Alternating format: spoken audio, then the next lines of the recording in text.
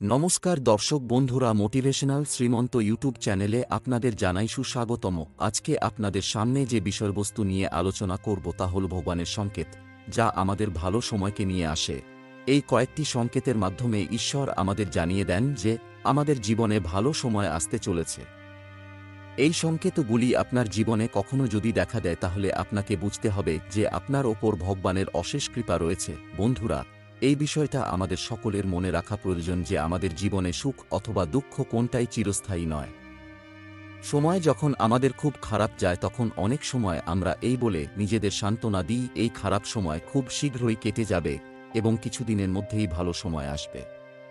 আবার কখনো সময় যদি আমাদের খুব ভালো যায় তাতেও আমরা ভয় পাই, এটা ভেবে যে হয়তো এই ভালো সময় খুব বেশি দিন স্থায়ী হবে না, এবং অধিকাংশ ক্ষেত্রে এই বিষয়টি বহু মানুষের ক্ষেত্রে বেশি হয়ে থাকে।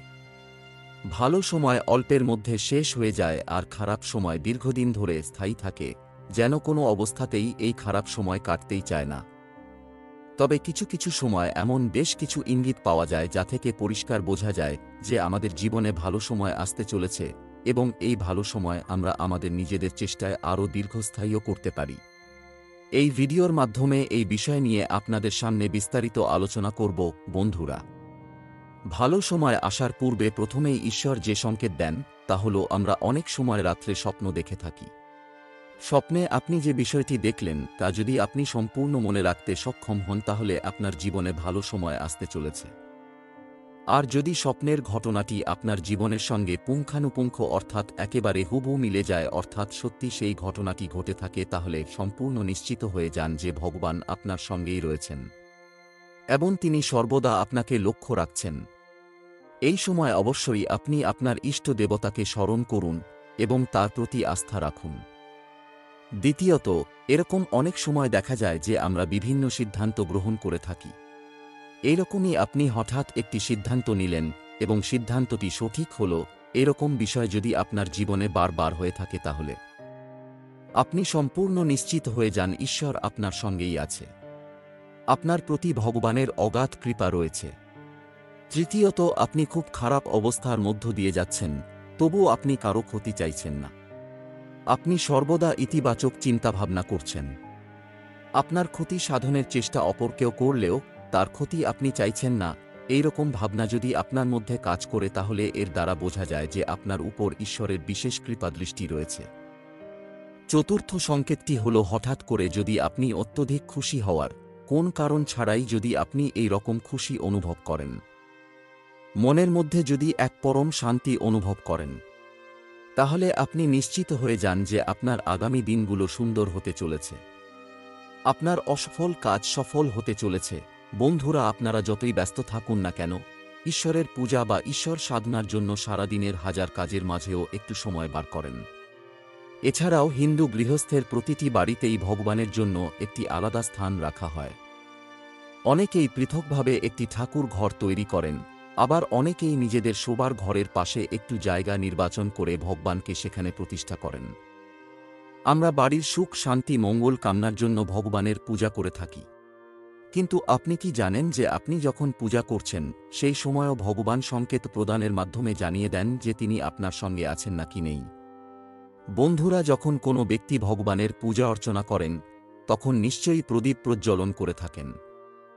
যদি আপনার জ্বালানো প্রদীপের শিখাটা উপরের দিকে উঠতে থাকে এবং দীর্ঘক্ষণ ধরে যদি এই প্রদীপের শিখা প্রজ্বলিত অবস্থায় থাকে, তাহলে এই বিষয়টি সংকেত প্রদান করে যে ঈশ্বর আপনার পূজায় সন্তুষ্ট হয়েছেন এবং খুব শীঘ্রই আপনার কাছে কোনো ভালো খবর আসতে চলেছে। কিন্তু জ্বালানো প্রদীপ বারবার নিভে যায়, তাহলে এই বিষয়টি সংকেত প্রদান করে যে কোনো না কোনো বিষয় ভগবান আপনার প্রতি রুষ্ট হয়ে রয়েছেন। বন্ধুরা, পুজো করার সময় আমরা প্রায়ই ধূপ জ্বালিয়ে থাকি। যদি দেখা যায় ধূপ জ্বালানোর পর ধূপের ধোঁয়া ভগবানের দিকে যায় অথবা সেই ধোঁয়া ঈশ্বরের কোন রূপের আকৃতি নিচ্ছে, তাহলে এই বিষয়টি সংকেত প্রদান করে ঈশ্বর সর্বদাই আপনার সঙ্গে রয়েছেন। হাজার চেষ্টা করেও আপনার কেউ কোনরূপ কোনো ক্ষতি সাধন করতে পারবে না। বন্ধুরা, পুজো করার সময় এই বিষয়টি অবশ্যই খেয়াল রাখবেন যে ধূপের ছাই কখনোই কোনো অবস্থাতেই পা দেবেন না। এই ছাই কোনো পবিত্র গাছের তলায় রেখে দেবেন অথবা জলে ভাসিয়ে দেবেন, কিন্তু কোনো অবস্থাতেই যেন এই ধূপের ছাই পা না পড়ে, পূজা করার সময় যদি কখনো দেখতে পান আপনার শরীর শিউরে ওঠে বা কেঁপে ওঠে, তাহলে এ বিষয়টি পরিষ্কার ইঙ্গিত করে যে ঈশ্বর আপনার চারপাশে সর্বদাই রয়েছেন এবং তিনি আপনাকে সমস্ত প্রকার বিপদ থেকে রক্ষা করছেন। বন্ধুরা, এই রকম বিষয় যদি আপনার সঙ্গে হয় যখন আপনি পূজা অর্চনা করছেন, তখন আপনার গৃহেতে কোনো একজন ব্যক্তি প্রবেশ করছেন কোনো ধন সম্পদ বা টাকা পয়সা নিয়ে আপনার পরিবারকে দেওয়ার উদ্দেশ্যে, তাহলে নিশ্চিত হয়ে যান স্বয়ং ঈশ্বরই আপনার কাছে সেই ব্যক্তিকে পাঠিয়েছেন। ঈশ্বর পৃথিবীর সমস্ত জায়গাতেই প্রতিটি কণায় কণায় বিরাজ করেন এবং তিনি যে কোন রূপে যে কোনো পরিস্থিতিতে আপনাকে দর্শন দিতে পারেন। ভগবানের রূপ খুব কম লোকেরাই দেখতে পারেন। যদি পূজা অর্চনা সময় আপনার বাড়িতে যদি কোনো দুস্থ মানুষ আসেন, তাহলে তাকে ভগবানের রূপ হিসেবে মেনে নেবেন এবং তাকে কোনো অবস্থাতেই খালি হাতে ফেরাবেন না। আপনি আপনার সাধ্য এবং সামর্থ্য দিয়ে অবশ্যই তাকে কিছু দান করুন, কারণ ভগবান বিভিন্ন রূপ এর মাধ্যম দিয়ে আপনাকে পরীক্ষা করতে আসেন। এবং আরও একটি বিষয়, ভগবানকে যখন আপনি পূজা করছেন তাকে নিবেদন করা ফুল যদি আপনার থেকে পড়ে যায়, তাহলে বুঝতে হবে ভগবান আপনাকে আশীর্বাদ করছেন এবং খুব শীঘ্রই আপনি কোনো সুখবর পেতে চলেছেন। সবশেষে একটি বিষয়ে বলবো, নিজের প্রতি আর নিজের ইষ্ট দেবতার প্রতি আস্থা রাখুন। সমস্ত প্রকার সংকট তিনি দূর করে দেবেন। তিনি আমাদের সঙ্গে সর্বদাই রয়েছেন, তবে সময় বিশেষে তিনি কেবলমাত্র পরীক্ষা করেন। আজ এখানেই শেষ করলাম। ভগবান আপনার মঙ্গল করুক। নমস্কার, ধন্যবাদ।